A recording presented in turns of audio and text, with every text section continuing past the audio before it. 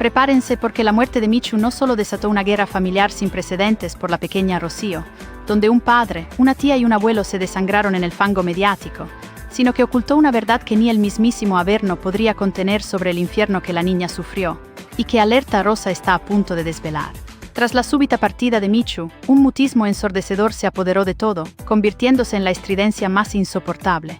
Un silencio que laceraba el alma, que oprimía el pecho, dejando una resonancia ineludible en cada rincón de la casa y del alma de quienes la rodeaban.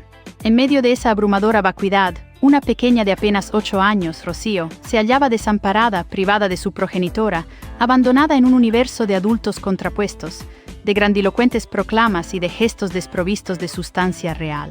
Esta menor, que hasta hacía poco era la hija de una mujer joven, combativa y llena de vida, se transformó abruptamente en el objeto de deseo y discordia de dos facciones familiares encarnizadamente opuestas, cada una reclamando su derecho a la tutela con una voracidad sorprendente. La pugna por su guarda y custodia apenas comenzaba, y lo hacía bajo la ominosa sombra de los objetivos fotográficos, los foros televisivos y la implacable visibilidad mediática más cruda e insensible que se pudiera imaginar, convirtiendo el dolor íntimo en un espectáculo público para el consumo masivo. El luto oficial apenas se había asentado cuando el torbellino ya giraba a máxima velocidad, arrastrando consigo la intimidad y la inocencia de una niña que solo quería llorar a su madre en paz. Las cámaras ávidas esperaban su presa, y la pequeña Rocío, sin saberlo, se convertiría en el trofeo más codiciado de una contienda brutal y despiadada. El aire se tensaba, cargado de promesas incumplidas y verdades a medias, mientras la vida de Rocío se desdoblaba ante los ojos de una nación entera, sedienta de un drama que ni siquiera ella misma llegaba a comprender. El escenario estaba listo para el primer acto de esta macabra obra, con una audiencia global expectante ante cada giro. Recuerda suscribirse al canal Alerta Rosa. Enrique, el progenitor biológico de Michu, fue quien tomó la iniciativa de irrumpir en escena, un hombre que hasta aquel momento había vivido en la más absoluta de las discreciones, alejado de cualquier foco mediático o escándalo público. Su rostro jamás había aparecido en la pantalla chica, nunca había concedido entrevistas, y su identidad era apenas una mención efímera para el gran público, un nombre sin rostro ni historia aparente. No obstante, cuando la situación escaló a niveles insospechados, al percatarse de que su nieta, la pequeña Rocío, se convertía en un tema central de los debates televisivos y en moneda de cambio para exclusivas, comprendió que ya no podía ni debía permanecer al margen, que su deber paternal y abuelar le exigía actuar. Su paciencia, hasta entonces férrea e inquebrantable, se agotó de golpe, dando paso a una resolución implacable.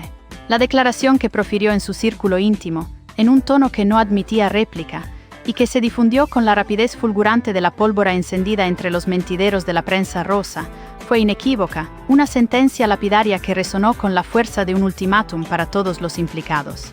La niña no es un cheque. Con esa escueta pero contundente frase, el panorama completo quedó inteligible para aquellos que sabían leer entre líneas y entender las implicaciones de sus palabras más allá de la literalidad. Era una acusación velada, una advertencia rotunda para quienes parecían ver en la menor una oportunidad de negocio, una vía para la fama o el beneficio económico a costa del sufrimiento ajeno. La irrupción de Enrique no fue un acto impulsivo ni fruto de un calentón momentáneo, sino una decisión meditada, calculada meticulosamente para proteger la integridad de su nieta del voraz apetito mediático que amenazaba con devorarla por completo y convertirla en una mercancía. Su aparición en la esfera pública, aunque renuente y forzada por las circunstancias apremiantes, marcó un antes y un después en el desarrollo del caso, posicionándolo como un actor clave e ineludible en esta intrincada trama familiar. Era un abuelo dispuesto a todo por la sangre de su sangre, incluso a romper su propio silencio y enfrentarse al ruido y la polémica, desvelando así un nuevo capítulo en este doloroso y complejísimo drama familiar que mantenía a todos en vilo, expectantes ante los próximos movimientos. Recuerda suscribirse al canal Alerta Rosa. Paralelamente y con una velocidad que asombró a propios y extraños por su audacia y falta de pudor, Tamara, hermana de Michu, no tardó en hacer acto de presencia en los medios de comunicación, buscando el protagonismo a toda costa. Su rostro, anegado en lágrimas y con una expresión de profundo sufrimiento meticulosamente estudiada, se convirtió en la imagen recurrente de los programas vespertinos y nocturnos, un icono instantáneo de la desolación y el victimismo. Se presentó ante la nación como la única persona idónea para velar por la pequeña Rocío, la depositaria incuestionable de los últimos deseos y la voluntad final de su difunta hermana. Junto a su madre inmaculada, ofrecían entrevistas que eran verdaderos monólogos de dolor, narrando, con un dramatismo que a veces rozaba la más burda teatralidad, que Michu, según ellas, habría deseado fervientemente que la niña permaneciera bajo su amparo y cuidado exclusivo. Hablaron con profusión de un afecto incondicional, de un esmero sin límites y de una cercanía maternal que nadie, fuera de su círculo más íntimo, parecía reconocer con certeza o atestiguar. Sin embargo, en la misma respiración, las narrativas se contradecían de forma alarmante. Hablaban de dificultades financieras insuperables, de obstáculos burocráticos y de una situación económica que se tornaba cada vez más confusa y opaca, dejando entrever un trasfondo de necesidad y urgencia que justificaba su exposición. En algunos establecimientos del entorno familiar más íntimo y discreto, ya se escuchaba otra versión, un susurro persistente que Tamara, con una franqueza sorprendente que a muchos les pareció imprudente y oportunista, reconocía abiertamente, casi como un mantra justificador. No podían salir adelante sin recurrir a la prensa, afirmando sin tapujos que era su única vía de subsistencia, y que el drama, a fin de cuentas, representaba una coyuntura ventajosa, una mina de oro emocional lista para ser explotada en la pantalla, sin considerar el impacto devastador en la pequeña Rocío y su ya frágil estabilidad emocional, convirtiéndola en un instrumento. La opinión pública comenzaba a dividirse, entre la compasión genuina por el dolor y el creciente recelo ante la descarada mercantilización del mismo, alimentando aún más la hoguera mediática y la sed de más detalles morbosos. Recuerda suscribirse al canal Alerta Rosa. José Fernando, el progenitor de la niña, se decantó por el contrario por la discreción más absoluta, un mutismo que contrastaba brutalmente con el estruendo mediático de los demás y que en un principio fue malinterpretado por muchos como una señal de desinterés. Desde el servicio fúnebre, el hombre no emitió declaración alguna que alimentara el circo de la prensa rosa, manteniendo un perfil bajo que algunos criticaron como falta de implicación. Lo único que compartió con el mundo exterior fue una fotografía monocromática junto a su hija, una imagen desprovista de color pero cargada de un dolor inmenso y sincero, acompañada de un mensaje desgarrador que aludía al amor inmenso por Michu, a la devastadora e irrecuperable pérdida que lo embargaba y a la profunda, inabarcable tristeza que sentía con cada fibra de su ser. Ninguna crítica, ningún reproche velado o explícito hacia nadie, únicamente un luto manifiesto, crudo y genuino que hablaba por sí solo. Pero ese mutismo, lejos de hacerlo menos presente en la contienda, lo hacía más enigmático, más poderoso y digno a los ojos de la justicia y de la opinión pública que valoraba la discreción. Desde las entrañas mismas de la familia Ortega Cano, se movían los hilos con sigilo y cautela, resguardando a la niña de los focos implacables, sin alimentar el espectáculo ni añadir una sola chispa a la hoguera mediática que consumía la reputación de tantos. Fue en ese ambiente de reserva, de cuidadosa protección y discreción, donde hizo su aparición una figura sorpresiva, un testigo inesperado pero crucial para la verdad. Una amiga íntima de Michu, alguien que había compartido años a su lado, que conocía sus pensamientos más recónditos, sus temores más profundos y sus planes futuros, incluyendo sus deseos más íntimos para su hija. Y lo que reveló, una verdad que nadie se esperaba, transformó por completo el panorama de la custodia, añadiendo una nueva capa de complejidad y revelando una voluntad que hasta entonces había sido silenciada por el estruendo mediático de otros interesados y manipuladores. Recuerda suscribirse al canal Alerta Rosa. Esta confidente, con una voz cargada de pesar pero también de una convicción inquebrantable, aseguró ante quien quiso escucharla que Michu había dejado meridianamente claro en numerosas ocasiones, en conversaciones íntimas y confidenciales, que en caso de que le sucediera algo deseaba, con todo su ser y con una claridad pasmosa, que su hija creciera junto a la estirpe de José Fernando. Michu, según su amiga, depositaba su fe inquebrantable en Gloria Camila, a quien veía como una figura de contención, equilibrio y sentido común, y en Ortega Cano, en quien percibía un respaldo y una estabilidad esenciales para el futuro incierto de Rocío, un porvenir que ella deseaba que fuera lo más normal posible. Asimismo, la fallecida había manifestado, sin lugar a dudas o segundas interpretaciones, que su propia madre inmaculada no era, bajo ninguna circunstancia, su opción preferente para la guarda y custodia. La razón era simple y dolorosa. Su relación, la de madre e hija, era ríspida, plagada de fluctuaciones dramáticas, con periodos de distanciamiento muy acentuados y heridas que nunca terminaban de cicatrizar, una dinámica que Michu no quería para su hija, previendo el daño emocional. Esta confesión crucial no provino de una adversaria directa, ni de un foro televisivo ávido de rating, ni de un periodista en busca de una primicia sensacionalista. Surgió de alguien que la quería sinceramente, de una voz que hablaba desde el afecto más puro y el respeto por la memoria de Michu. Y por eso mismo dolió aún más, calando hondo en el sentir colectivo de quienes seguían el caso y esperaban respuestas, dejando en evidencia una verdad incómoda que hasta entonces había sido ignorada, e incluso censurada en el torbellino mediático. Las palabras de esta entrañable amiga coincidían plenamente con el testimonio sobrecogedor de una extrabajadora del servicio doméstico, quien también, movida por la indignación y el deseo de justicia para la menor, relató su propia versión de los hechos, una perspectiva privilegiada desde el corazón de la intimidad de Michu.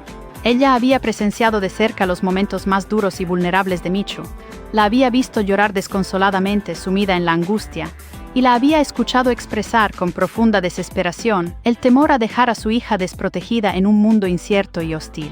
Esta trabajadora hablaba de José Fernando con un afecto genuino, como alguien que, a pesar de las adversidades y de las sombras que a veces ensombrecían su vida, siempre había estado allí para Michu y la pequeña.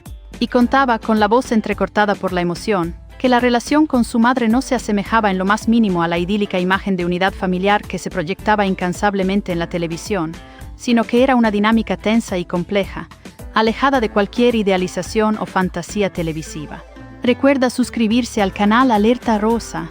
Mientras tanto, Gloria Camila, la figura central del clan Ortega Cano, publicó un comunicado conciso pero cargado de sentido, un mensaje lacónico acompañado de un corazón. Sin aludir a nombres específicos, sin entrar en conflicto directo, sin enzarzarse en controversias estériles o inútiles, demostrando una madurez que contrastaba con el resto del circo. Una sola palabra que hablaba de presencia, de apoyo incondicional y de un profundo sentir por su sobrina, un apoyo que se manifestaba en acciones más que en palabras vacías ante las cámaras. El círculo de los Ortega Cano, aunque manteniendo un perfil bajo y una estrategia de discreción férrea, no estaba ausente en lo más mínimo de la contienda. Por el contrario, se preparaban meticulosamente para lo que se avecinaba, conscientes de que las emociones, por muy intensas que fueran, no bastaban por sí solas y que era imperativo actuar con fundamentos legales sólidos en la mano, con la ley como su única arma y escudo, dejando la telenovela para otros. Fue en ese instante, en medio de la confusión y el ruido mediático que lo impregnaba todo, cuando Jesús Manuel Ruiz, un reconocido periodista, lanzó una primicia explosiva, una revelación que cambió las reglas del juego y el equilibrio de poder en el caso. La única persona que podía alterar de forma drástica el curso de los acontecimientos, con plenas facultades jurídicas, era Enrique, el padre de Michu. Como progenitor directo, poseía derechos legales inalienables, una base que nadie había considerado hasta entonces con la seriedad que merecía. Podía solicitar oficialmente el testamento de su hija, en caso de que existiera, y si no se hallaba ningún documento legal como abuelo materno, tenía la prerrogativa de intervenir legalmente de forma decisiva en el proceso de custodia. Era el giro inesperado que la historia necesitaba, un soplo de aire fresco en un ambiente viciado por la exposición y los intereses personales. Su sola mención como figura clave generó un terremoto en los cimientos del relato que Tamara e Inmaculada se esforzaban por construir, poniendo en jaque su autoridad moral y legal, y desestabilizando su estrategia. Recuerda suscribirse al canal Alerta Rosa. No había cámaras siguiéndolo, no buscaba los focos ni las portadas de revista, no anhelaba el protagonismo televisivo, pero su movimiento era estratégico y medido con una precisión quirúrgica, la de un ajedrecista experimentado en las complejidades legales. Enrique esperó 9 días, un periodo prudente de respeto por el luto que la sociedad exigía, pero con una firmeza inquebrantable en su propósito. Y al presenciar lo que sucedía en la pequeña pantalla, al ver cómo la imagen de su nieta era instrumentalizada sin piedad por intereses ajenos y banales, comprendió que era el momento oportuno para actuar. Su primer paso fue crucial, pidió el testamento de su hija, un acto que podría desvelar la verdad última de sus deseos. Si éste existía, podría arrojar luz definitiva sobre la verdadera intención de Michu respecto a la custodia de Rocío, poniendo fin a las especulaciones y los rumores infundados. Si no se hallaba ningún documento legal, la autoridad judicial sería quien dirimiera la situación, pero él tenía la clara intención de presentarse como parte interesada en el proceso, no para despojar a nadie de derechos, sino para proteger el futuro de su nieta de las garras del espectáculo y la manipulación. Enrique observaba con dolor e impotencia cómo su nieta se convertía en un objeto de transacción en el mercado de la fama, en el rostro de portada de publicaciones sensacionalistas que buscaban únicamente el morbo, en el argumento recurrente de debates televisivos donde nadie, en realidad, parecía pensar en el bienestar de la pequeña. Y fue entonces cuando la situación alcanzó un punto de no retorno, cuando decidió intervenir, movido por un amor paternal inquebrantable y un sentido de la justicia que pocos poseían en aquel circo mediático, un circo que amenazaba con devorar la infancia de Rocío. Recuerda suscribirse al canal Alerta Rosa. Del otro lado de la contienda, Inmaculada y Tamara, ajenas al movimiento estratégico de Enrique o quizás ignorándolo deliberadamente por conveniencia, continuaban concediendo entrevistas sin cesar. Su presencia en los platós era casi constante, una estrategia de desgaste que buscaba mantener la atención y la compasión del público a toda costa. Hablaron de traiciones insoportables, de un dolor lacerante y de cómo Michu se había sentido sola, abandonada en sus últimos momentos por aquellos que ahora reclamaban a su hija. Sus narrativas, sin embargo, empezaban a generar dudas cada vez más profundas y a despertar interrogantes incómodos en la audiencia y entre los propios colaboradores televisivos. ¿Por qué, si tanto la cuidaban, si eran su pilar fundamental, no aparecieron en los momentos más críticos de la vida de Michu, cuando más las necesitaba? ¿Por qué Michu, tan activa en redes y en entrevistas, no las mencionaba públicamente con la frecuencia que ellas decían tener en su vida? ¿Por qué quienes habían estado verdaderamente a su lado en los últimos años, aquellos que la conocieron en la intimidad y en la adversidad, contaban una versión diametralmente opuesta a la que ellas presentaban, desmintiendo cada palabra? Las contradicciones se acumulaban, las grietas en su relato se hacían cada vez más evidentes, y el escepticismo comenzaba a crecer exponencialmente, alimentando la intriga sobre la verdadera motivación detrás de su implacable campaña mediática, dejando a la luz las fisuras de una historia que parecía más construida que vivida. Mientras el circo mediático continuaba su incesante giro, el círculo de los Ortega Cano se decantó por la vía jurídica, la única que consideraban seria y respetuosa con la menor. Buscaban demostrar con argumentos sólidos y pruebas irrefutables que podían ofrecer a la menor un ambiente seguro, emocionalmente estable y económicamente viable, lejos del bullicio y la exposición pública. No perseguían el espectáculo ni los titulares sensacionalistas, sino la protección incondicional de Rocío, su bienestar por encima de todo. En ese preciso instante, la niña se encontraba con ellos en la apacible Costa Ballena, lejos de los foros televisivos y los micrófonos indiscretos que buscaban arrancarle cada detalle de su dolor y su intimidad. Allí Rocío estaba inmersa en su rutina, en sus juegos infantiles y en un verano que, pese a la tragedia, intentaban que fuera lo más normal posible, lejos de las presiones externas. Gloria Camila y José Ortega Cano estaban dedicados enteramente a ella, no como figuras públicas buscando una buena imagen, sino como su familia, su refugio incondicional, su apoyo más sólido en un momento de extrema vulnerabilidad. Y mientras todo este intrincado entramado legal se desarrollaba con sigilo y discreción, Tamara e Inmaculada señalaban con vehemencia a quienes les desmentían, calificándolos de mentirosos y traidores ante las cámaras. Negaban cada testimonio que no encajara en su relato preestablecido, aferrándose con desesperación a la idea de que la niña debía permanecer con ellas, una premisa que cada vez más voces, tanto de la prensa como del público, ponían en duda. Pero el entorno de Michu, hasta entonces fragmentado o silente, comenzaba a dividirse de forma irreversible. Amigos de toda la vida, conocidos que compartieron momentos cruciales, incluso antiguos compañeros de trabajo que la recordaban con cariño, empezaban a hablar públicamente, y la mayoría coincidía en un punto crucial y demoledor para la narrativa de Tamara e Inmaculada. Michu quería, por encima de todo, que su hija estuviera lejos de la exposición mediática, lejos del ruido ensordecedor de los platós y de las intrigas familiares.